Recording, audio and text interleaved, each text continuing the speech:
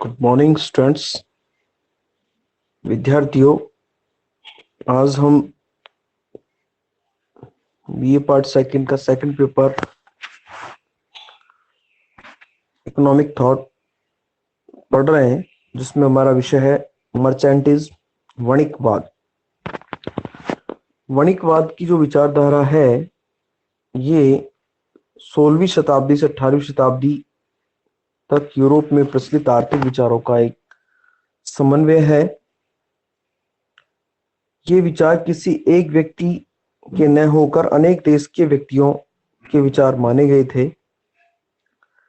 इस विचारधारा को अनेक नामों से जाना जाता है, जिसमें फ्रांस में से कॉलवर्टवाद और जर्मनी में इसमें कैमारलिज्म के नाम से जाना जाता है। छात्रों, ये नियंत्रित व्यवस्था, व्यापारिक व्यवस्था और वणिकवाद आदि नामों से जानी जाती है। इसे हम अनेक नामों से जानते हैं, या आप इसको मैं डार्क कर रहा हूं तो आप इसको समझ सकते हैं कि ये वणिकवाद जो है वो नियंत्रित व्यवस्था है, व्यापारिक व्यवस्था है और वणिकवाद आदि नामों से जानी जाती है। चूंकि इनकी कोई व्यवस्थित विचारधारा नहीं है और ये किसी एक व्यक्ति, एक केंद्र के विचार के अंतर्गत नहीं है, अतः इस विचारधारा को वणिकवाद कहना अधिक उचित है। वणिकवाद में कुशल व्यापारी, प्रशासन तथा व्यापार में रुचि रखने वाले राजकुमार शामिल थे। वणिकवादी राष्ट्रीय आर्थिक प्रभुत्व प्राप्त करने वाले व्यापार व वाणिज्य को महत्व देते थे, जिससे बहुमूल्य धातुओं को एकत्रित किया जा सके। अतः वणिकवाद को बहुमूल्य धातुवाद भी कहा जाता है। छात्रों, वणिकवाद जो है इसको बहुमूल्य धातुवाद भी कहा जाता है। अधिक स्वर्ण प्राप्त कर शक्तिशाली बनो, ये वणिकवाद का नारा था। तो कुल मिलाकर ये जो मेटलिज्म की बात भी की गई है इसके अंदर, कि ये बहुमूल्य धातुवाद जो है, क्योंकि अधिक धातुओं के संग्रह पर इसमें बल दिया गया। विशेष तौर पर गोल्ड का संग्रह या स्वर्ण का संग्रह करने पर अधिक बल दिया गया था इस विचारधारा में। और जो व्यक्ति अधिक स्वर्ण अपने पास रखता था उसे अधिक शक्तिशाली माना गया। प्रसिद्ध अर्थशास्त्री लेविस एच हेने के शब्दों में यदि हम बात करें तो वणिकवाद उन आर्थिक विचारों का समावेश है जो यूरोप के राजनीतिज्ञों में 16वीं से 18वीं शताब्दी के उत्तरार्ध में पाए जाते हैं।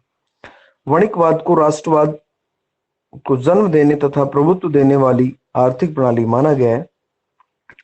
वणिकवादी विचारक अपने देश के हितों को ध्यान में रखकर अपने विचार रखते थे, इसलिए वणिकवाद को विश्ववाद भी कहा गया है। छात्रों, चूंकि इसमें वणिकवादी जो विचार थे ये एक देश से दूसरे देश तक फैले हुए थे, इसलिए इसको विश्ववाद के नाम से भी जाना गया है। इसके अलावा यदि हम बात करें कि वणिकवाद का उदय के कारण क्या रहे हैं, उदय कैसे हुआ है इसका, तो उदय के कारण की हम चर्चा करें तो इसमें अनेक उदय के बिंदु बनेंगे। पुनर्जागरण की हम बात करेंगे, इसमें जनसंख्या वृद्धि की हम बात करेंगे, कुछ इस प्रकार के विद्वानों के द्वारा जो काल परिवर्तन किया गया, विभिन्न प्रकार के आविष्कार किए गए, वो भी इसमें कारण बनेंगे। तो वणिकवाद को जन्म देने वाले कारणों को ठीक रूप से तभी समझा जा सकता है जब हम तत्कालीन सामाजिक, राजनीतिक, धार्मिक एवं आर्थिक स्थितियों को समझे। वणिकवाद से पहले का जो काल था वो मध्यकाल कहलाया। इसे अंधा युग भी कहा जाता है। वणिकवाद की व्यवस्था जो है इसको अंधा युग भी कहा गया है। जमीन पर बड़े बड़े जमींदारों का आधिपत्य था जो आसामियों से खेती करवाते थे। छात्रों, यहाँ आसामी जो है ये शब्द, ये नया शब्द आया है। मतलब जो बड़े जमींदार होते थे, जो अपने अधीनस्थ जो किसान से खेती कार्य करवाते थे, उनको आसामी कहा गया। तो उनसे खेती कार्य करवाते थे और उनको गुलाम समझते थे। उस समय गुलाम रखने की व्यवस्था थी। सभी बड़े जागीरदार जमींदार जो होते थे वो गुलाम रखते थे अपने पास। घर का, खेती का तो लोगों पर धर्म, पादरियों, इनका भी प्रभाव था। और धर्म पादरियों का प्रभाव था, और पोप धर्म का नेता नहीं था, बल्कि वो यूरोपीय राजनीति और आर्थिक बातों पर भी नियंत्रण रखता था। तो लोगों की आवश्यकताएं कम थी, खेती को ईमानदारी का पेशा माना गया। लंदन, पेरिस, नीलोन, नेपल्स को छोड़कर बड़े शहर कम थे, उद्योग धंधे कम थे। अपने घर या दुकान पर कारीगर स्वयं दैनिक वेतन पर कुछ लोगों से उपभोग वस्तुओं का उत्पादन करते थे। छात्रों, 16वीं शताब्दी के प्रारंभ में यूरोप के लोगों के आर्थिक जीवन, विशेषकर यूरोप के क्षेत्र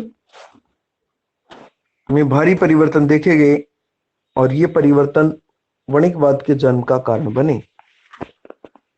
तो इसमें मुख्य रूप से जो बात निकल कर आ रही है कि वणिकवाद का उदय क्यों हुआ, तो जो एक तो धार्मिक हस्तक्षेप को इसमें बिंदु माना गया है, और उस समय जो बड़े जमींदार, जागीरदार हुआ करते थे, वो किसानों का, मजदूरों का, इनका शोषण करते थे। तो ऐसी स्थिति में जो युग परिवर्तन हुआ, धर्म में परिवर्तन हुआ, ये सबसे बड़ा कारण इसका बनता है। अब हम देखिए, इसमें इसके बिंदुवार यदि अपन अध्ययन करें तो कौन कौन से कारण ऐसे बनते हैं जो वणिकवाद के उदय को जन्म देते हैं। पहला बिंदु अपना बनता है इसमें पुनर्जागरण। पुनर्जागरण जो है, ये 16वीं शताब्दी या 15वीं से 16वीं शताब्दी में यूरोप में कला, विज्ञान, साहित्य तथा दर्शन के विकास के रूप में एक नई क्रांति का उदय हुआ।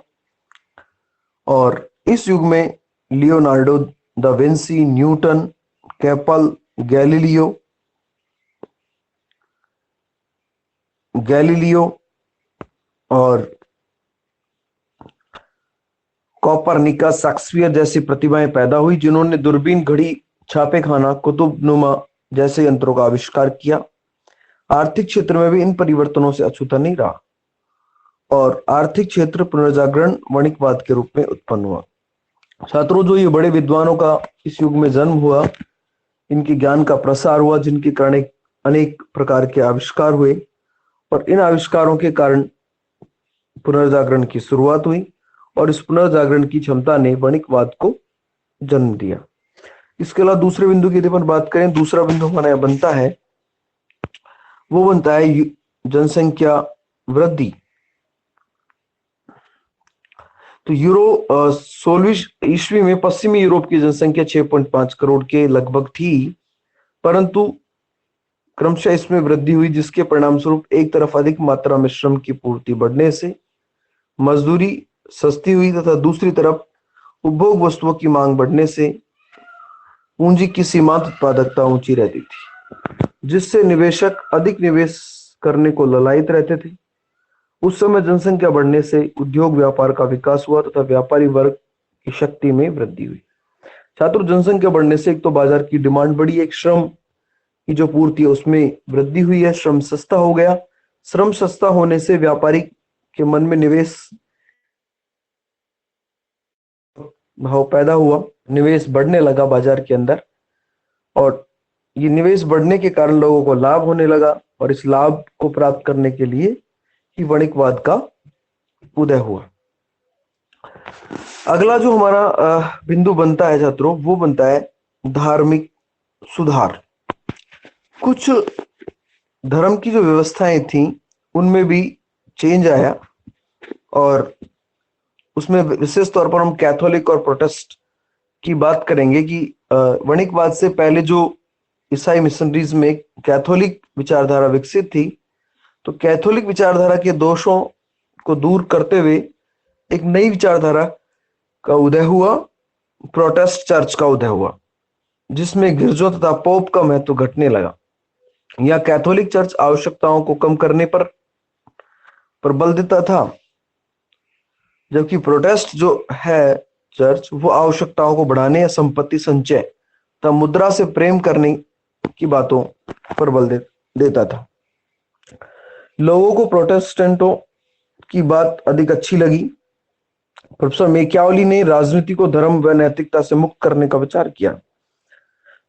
मैकियावेली राजनीतिक विद्वान हुए, आर्थिक विद्वान भी हुए। उन्होंने कहा है कि राजनीति को धर्म और नैतिकता से मुक्त करना चाहिए, राजनीति में धर्म और नैतिकता नहीं आनी चाहिए। सम्राट हेनरी अष्टम ने राज्य के शासक के साथ अपने धर्म का नेता भी घोषित कर दिया और प्रोटेस्टेंट चर्च को मान्यता दे दी। इस धार्मिक क्रांति का लोगों के आर्थिक विचारों पर प्रभाव पड़ने लगा। लोग सोना, चांदी, व्यापार, मुनाफा, ब्याज आदि को उचित मानने लगे, जिसके परिणाम स्वरूप व्यापार व वाणिज्यवाद का क्या हुआ, विकास होने लगा।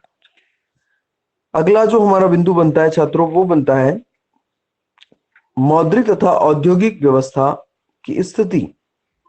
कि उस समय की जो मौद्रिक और औद्योगिक व्यवस्था थी वो किस प्रकार से उसमें चेंज आया, इस बात को हम यहां देख रहे हैं। इस युग में वस्तु विनिमय समाप्त हो रहा था, क्योंकि वस्तु विनिमय में अनेक दोष पाए गए थे और उन सब दोषों के कारण मुद्रा का या मुद्रा विनिमय का विकास हुआ। मुद्रा आधारित औद्योगिक व्यवस्था विकसित हो रही थी। उद्योग तथा व्यापार का विकास मौद्रिक अर्थव्यवस्था में ही हो सकता था। इसके लिए बड़ी मात्रा में सोने चांदी की आवश्यकता थी। इस समस्या पर वाणिज्यवादियों ने विचार किया। महारानी एलिजाबेथ प्रथम के युग में ग्रेशम का नियम प्रचलित हुआ। प्रोफेसर ग्रेशम ने ग्रेशम का नियम दिया है, और ग्रेशम का नियम छात्रों को ध्यान रखना पड़ेगा। ग्रेशम का नियम होता है एक अच्छी मुद्रा एक बुरी मुद्रा अच्छी मुद्रा को चलन से बाहर कर देती है। ये ग्रेशम का नियम है। ये कई बार पूछा जाता है, कंपटीशन में पूछा जाता है, किसने दिया है? ग्रेशम ने दिया है। ग्रेशम का नियम है क्या? ग्रेशम का नियम है कि जो बुरी मुद्रा होती है वो अच्छी मुद्रा को चलन से बाहर कर देती है। आप देखते हैं कि जो ब्लैक मनी होती है, जब वो बाजार में छाने लगती है, वो ज्यादा मात्रा में बाजार में प्रचलित हो जाती है, तो उससे अच्छी मुद्रा बाजार से बाहर निकल जाती है। महारानी ने अपने सिक्कों में सुधार करके व्यापार व उद्योगों के विकास को बढ़ाने में सहायता दी। तो ग्रेशम का जो नियम है, इसको आप अच्छे तरीके से ध्यान रखेंगे। ये मैंने इसमें डार्क किया है, इसको आप थोड़ा देखिए, क्योंकि एग्जाम में आपसे पूछा जा सकता है। अगला हमारा उदय का कारण बनता है राजनीतिक कारण। राजनीतिक कारण जो है, ये उस युग में धार्मिक एवं बौद्धिक क्रांति के साथ राजनीतिक क्रांति भी देखने को मिली। इंग्लैंड में सम्राट हेनरी अष्टम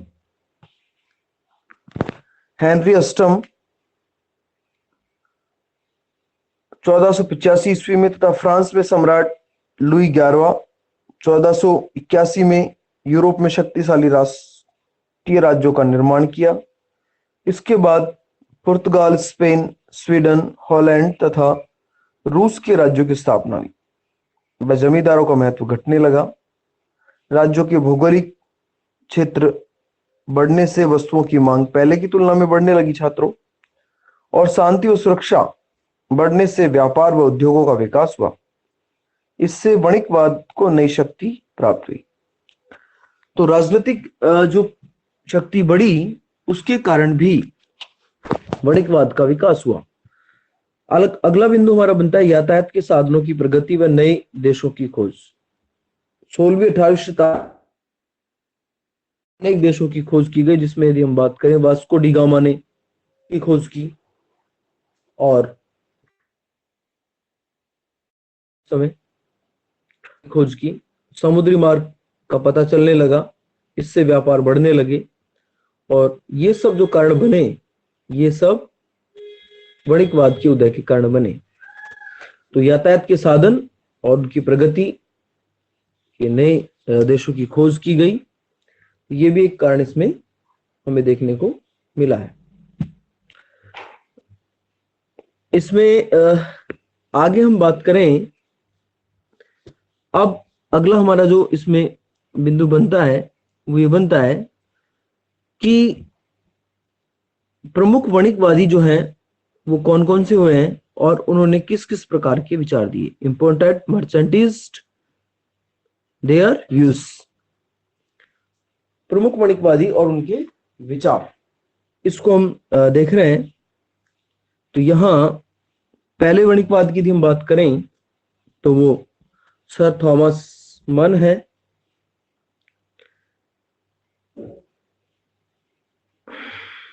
सर थॉमस मन है जिन्होंने अपने ये विचार दिए हैं।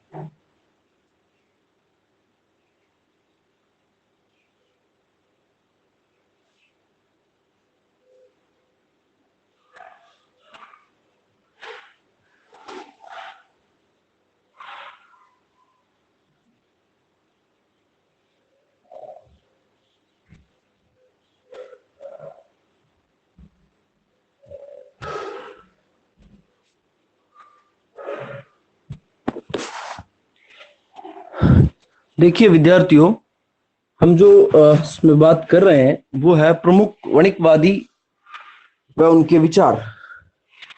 कौन कौन से वणिकवादी हुए हैं, कौन कौन विद्वान वणिकवादी हुए हैं और उन्होंने क्या क्या इस संदर्भ में विचार दिए, उनके बारे में हम संक्षिप्त तौर पर चर्चा कर रहे हैं यहाँ पर। तो इन विचारकों की जो संख्या है बहुत अधिक है, जिसमें कुछ प्रमुख आंग्ल हैं, जर्मन हैं और कुछ अलग प्रकार के जो वादी हैं वो निम्न है, जिनमें सबसे पहले हम बात करेंगे सर थॉमस मन। सर थॉमस मन का जो काल रहा है वो 1571 से 1641 रहा है। ये स्वयं एक व्यापारी थे और तत्कालीन ब्रिटिश सरकार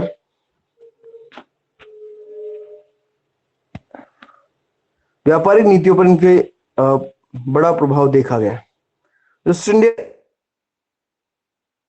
भी थे के विचार, इनके द्वारा लिखित पुस्तक England treasure by the foreign trade, इसमें इनके विचार मिलते हैं। इनकी पुस्तक का नाम है England treasure by the foreign trade, ये इनकी पुस्तक है।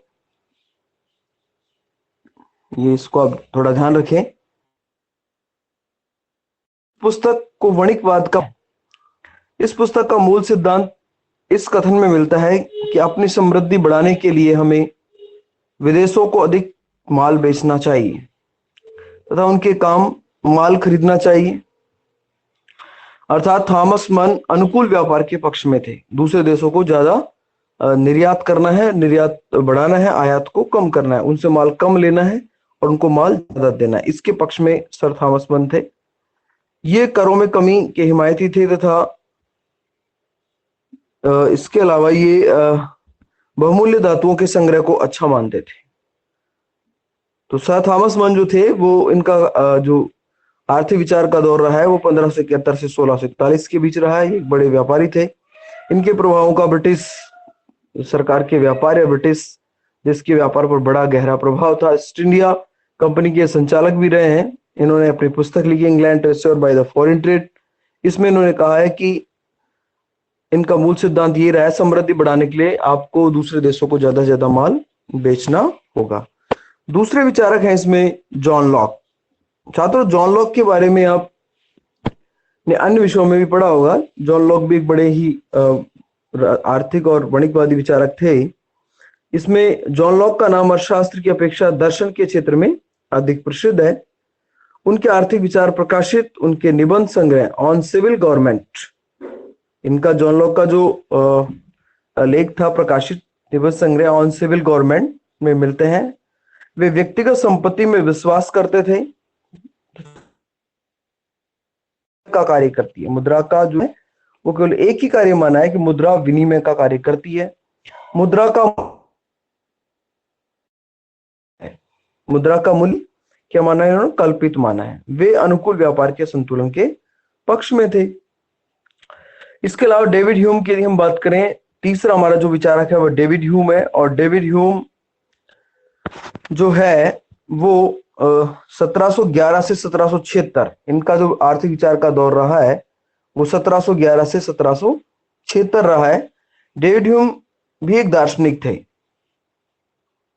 मुद्रा, ब्याज, व्यापार, संतुलन आदि पर उनके आर्थिक विचार उनके निबंध पॉलिटिकल डिस्कोर्सेस में मिलते हैं। उन्होंने मुक्त व्यापार के गुणों की चर्चा की है। ह्यूम के अनुसार अनुकूल व्यापार में सोना चांदी लाता है। लाभ की मात्रा बढ़ने से उद्योग व उत्पादन दोनों में वृद्धि होती है, ऐसा डेविड ह्यूम मानते हैं। डेविड ह्यूम के आर्थिक विचारों को भी अर्थशास्त्र में प्राथमिकता से पढ़ा जाता है। इसके अलावा अगला जो हमारा विचारक है वो है सर विलियम पेटी। छात्रों, पेटी अर्थशास्त्री, दार्शनिक और राजनीतिक शिक्षक, संगीतज्ञ और चिकित्सक थे। इनके अंदर अधिक प्रतिभाएं थी, जिसमें ये दार्शनिक भी थे, फिलोसफर भी थे, पॉलिटिशियन भी थे, राजनीतिज्ञ, शिक्षक, संगीतज्ञ और चिकित्सक आदि क्षेत्रों में इनकी निपुणताएं थी। उन्होंने अर्थशास्त्र के क्षेत्र में सर्वप्रथम गणित का प्रयोग किया, अतः इन्हें गणितवादी अर्थशास्त्र का जन्मदाता कहा जाता है। छात्रों, विलियम पेटी ने अर्थशास्त्र के क्षेत्र में सबसे पहले गणित का प्रयोग किया है और इसका प्रयोग करने के कारण इन्हें गणित का जन्मदाता माना गया है। ये इंपॉर्टेंट बात है। आपसे पूछा जाए गणित संप्रदाय का जन्मदाता कौन है, तो आपको बताना होगा विलियम पेटी जो है गणित संप्रदाय का जन्मदाता है, क्योंकि इन्होंने सबसे पहले अर्थशास्त्र के अंदर मैथमेटिक्स का प्रयोग किया। इन्होंने पॉलिटिकल अर्थमेटिक नामक पुस्तक लिखी।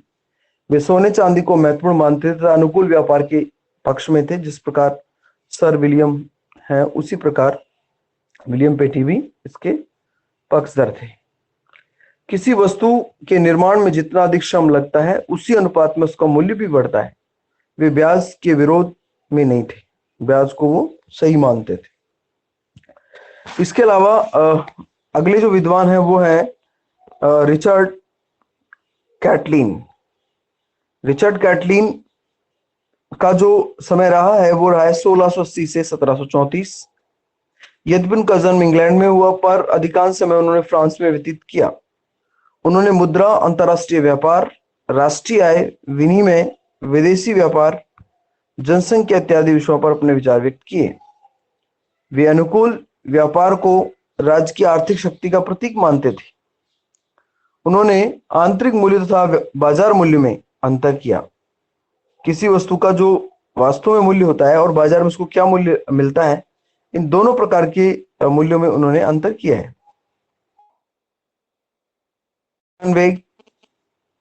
आपको ये जो मैं डार्क कर रहा हूं इन शब्दों पर गौर करना है।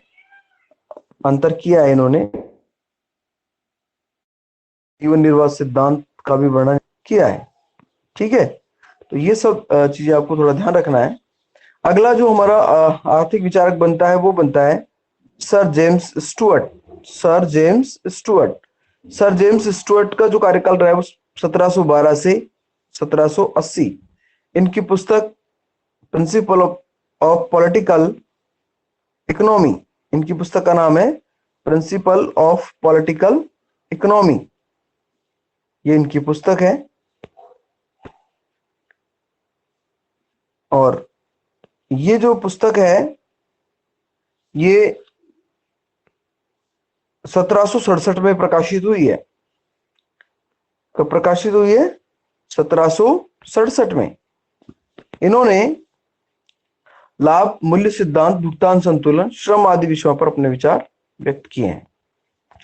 तो छात्रों मुख्य रूप से किन किन विद्वानों को आपने पढ़ा है तो वो आप थोड़ा ध्यान दें कि जो वणिकवादी विचारक रहे हैं उनमें डेविड ह्यूम की बात हमने की है, सर विलियम्स पेटी की बात की है हमने, इसके अलावा सर थॉमस मन की बात की है, जॉन लॉक की बात की है, और रिचर्ड कैटलिन और सर जेम्स स्टुअर्ट, ये जो विद्वान है ये प्रमुख वणिकवादी विद्वान रहे हैं। इन्होंने वणिकवाद के बारे में अपने यूरोपियन देशों में अपने आर्थिक विचारों को जागृत किया है, उनको विकसित किया है और इकोनॉमिक्स में वणिकवादी विचारधारा को एक नए आयाम दिए।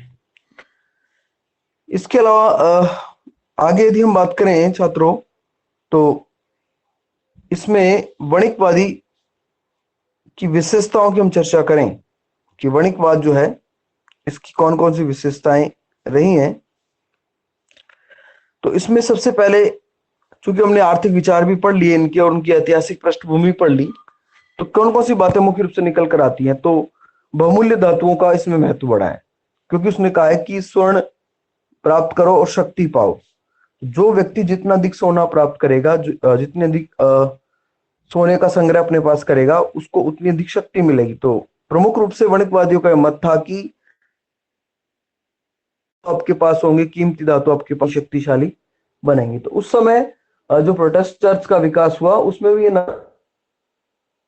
आपको ज्यादा स्वर्ण संग्रह, तो छात्र जो लोग थे उस समय के वो धातु संग्रह करने पर अधिक महत्व देने लगे, तो इसमें धातुओं का महत्व बढ़ा। वणिकवादियों का मत था कि एक देश उतना ही उन्नत, शक्तिशाली व समृद्ध होगा जितना उसके पास सोना, चांदी व अन्य बहुमूल्य धातुएं होंगी। उस समय दो नारे प्रसिद्ध थे। कौन कौन से प्रसिद्ध थे? एक तो था अधिक सोना और अधिक धन, अधिक शक्ति। More gold, more wealth, more power, ये एक तो नारा ये प्रसिद्ध था। अधिक सोना, अधिक धन, अधिक शक्ति। मोर गोल्ड, मोर वेल्थ और मोर पावर। दूसरा था मुद्रा ही वाणिज्य व व्यापार का जीवन है। मुद्रा के बिना वाणिज्य और व्यापार आगे नहीं बढ़ सकता, ये भी नारा विकसित हुआ। कोलंबस ने कहा था स्वर्ण एक अद्भुत पदार्थ है, जिस व्यक्ति के पास वह होता है वह अपनी इच्छा की प्रत्येक वस्तु को प्राप्त कर सकता है। इसके द्वारा आत्माओं को भी स्वर्ग में पहुंचाया जा सकता है। बहुत बड़ी बात कही है, मतलब सोने को इतना महत्व दे दिया कि आपको सोने से स्वर्ग भी मिल सकता है, ये कोलंबस कह रहा है। तो पहली विशेषता बनी बहुमूल्य धातुओं का महत्व बढ़ गया। दूसरी विशेषता बनी इसमें कि विदेशी व्यापार बढ़ने लगा। वणिकवादियों का मत था कि जिन देशों में सोने चांदी की खानें नहीं है उन देशों को विदेशी व्यापार के द्वारा अधिक निर्यात कर ये धातुएं प्राप्त करनी चाहिए। इस कारण से वणिकवादियों ने विदेशी व्यापार को अधिक महत्व दिया। तीसरी विशेषता निकल कर आती है अनुकूल व्यापार शेष। तो वणिकवादियों का विचार था कि कोई भी देश इन बहुमूल्य धातुओं को वस्तुओं का निर्यात करके प्राप्त कर सकता है। विदेशी व्यापार में अनुकूल व्यापार शेष अत्यधिक निर्यात एवं न्यूनतम आयात करके प्राप्त कर सकता है तथा शक्तिशाली राष्ट्र की स्थापना भी कर सकता है। तो ये भी इसकी एक विशेषता रही है। इसके अलावा अगली जो विशेषता रही है वणिकवाद की वो रही है उपनिवेश की स्थापना, उनका आर्थिक शोषण। उस समय ये होड़ मच गई थी पूरी दुनिया के अंदर कि सभी देश अपने उपनिवेश स्थापित करना चाहते थे। उपनिवेश का मतलब होता है अपने अधीनस्थ अन्य देशों पर नियंत्रण, आर्थिक नियंत्रण कर लेना, जिससे वहां के जो संसाधन है उनका उपयोग करके अपनी समृद्धि को बढ़ाना। वणिकवादियों का मत था कि राज्य की आर्थिक समृद्धि के लिए राज्य के राजनीतिक स्थायित्व और उपनिवेशों पर आधिपत्य होना आवश्यक है। उपनिवेश राज्य के निर्यातों के उत्तम बाजार थे। राज्य के जो माल बनाया जाता था उसको निर्यात करके वहां बेचा जाता था। जैसा कि भारत के साथ हुआ, इंग्लैंड ने भारत को उपनिवेश बनाया तो उस समय इंग्लैंड में औद्योगिक क्रांति हुई और औद्योगिक क्रांति के कारण वहां जितना भी माल बनता था मशीनों से वो सब कहाँ बेचा जाता था? भारत के बाजारों में उच्च दाम पर बेचा जाता। तो ये कहा जाता था उस समय कि नहीं, तो भारत को बना लिया और वहां से कच्चा माल खरीदते थे और निर्मित माल करके उसको भारत के बाजार से इंग्लैंड को दोहरा लाभ होने लगा। इसके अलावा वणिकवाद प्रमुख रूप से राजनीतिज्ञों, व्यवसायिक नेताओं तथा राज्य कर्मचारियों के मस्तिष्क में उपजे विचार थे। उन्होंने कोई सैद्धांतिक नियमों का प्रतिपादन नहीं किया। वणिकवाद किसी व्यक्तिगत या वणिकवादी तथा किसी देश के विचारों को व्यक्त नहीं करता। ये उस समय का जो मध्यकाल के बाद प्रचलित सामान्य विचार थे उनका प्रतिनिधित्व करता है। तो छात्रों ये कुछ विशेषताएं निकल कर आ रही हैं कि यहाँ विदेशी व्यापार को महत्व दिया गया, बहुमूल्य धातुवाद को महत्व दिया गया, उपनिवेशों की स्थापना पर अधिक बल दिया गया। ठीक है ना। इस प्रकार की विशेषताओं को हमें ध्यान में रखना है। आपसे क्वेश्चन पूछ लिया जाए वणिकवाद की विशेषताएं बताइए, अनुकूल व्यापार से इस पर इन्होंने बल दिया। ठीक है ना। तो ये सब आपको थोड़ा सा बताना होगा और इसके माध्यम से आप यहाँ वणिकवाद की विशेषताओं का अध्ययन करेंगे। छात्रों आज के वीडियो में हम इतनी चर्चा करेंगे। इससे आगे की क्लास में अगले वीडियो में लूंगा आपसे। आप इसको अच्छे तरीके से पढ़ लें, स्लाइड के माध्यम से आप नोट्स बना लें। मैं इसका पीडीएफ भी आपको डाल दूंगा। धन्यवाद छात्रों।